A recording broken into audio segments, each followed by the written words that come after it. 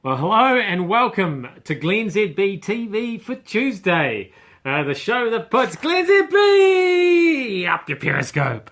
I'm bringing New Zealand to the world, and the world to New Zealand, and unfortunately I've got the ugly face of burglary for you this morning off the back of yesterday's burglary statistics, and here it is. That's it right there. That's Leighton Smith. And somebody thought that that was the ugly face of Bulgaria. Do I need to use a different font? I hope you're not all switching off in Bulgaria. Anyway, back to Leighton, because Leighton was discussing the burglary statistics yesterday, and it prompted him to recount his personal experience being burglarized, which for some reason involved him going downstairs in the nude to encounter a burglar after investigating strange noises. He screamed at the burglar. I'm sure once the burglar saw him, the burglar screamed. There would have been a lot of screaming. The whole mental image, I think, is a deterrent.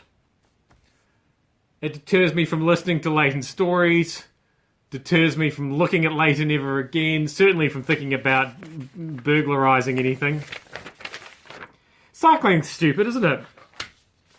I mean, obviously everybody's all on drugs, so that's weird that you have a sport which is literally chemically enhanced.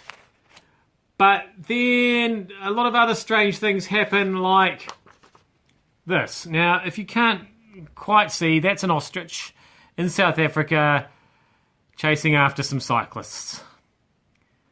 I don't know. Do we need more evidence? I think cyclists, you want to take a good hard look at yourself and think, is there something more useful I could be doing with my time? More spelling questions for you this week. Big fire around Henna. Henna. Hamnamnamna. It's a hard one, isn't it? That we come on. If we're going to be honest, New Zealanders, we say Henna Springs, but really it's Henna Springs. But we can't say Henna Springs, so we say Henna. They should just change it. They put the H back in Whanganui because we were all saying Whanganui, weren't we? Oh no, that's right, we weren't. I don't know why they did that. Oh, remember Nick Willis? Remember Nick Willis saying about his porn addiction? There was really no reason for me to bring that up. I just think we need to keep remembering that he did that. It was interesting today. Various people wanted an interview with Nick Willis today. Most of them wanted to talk about those comments he'd made about his porn addiction. Martin Devlin normally talks to Nick Willis on a Tuesday. He cancelled everything.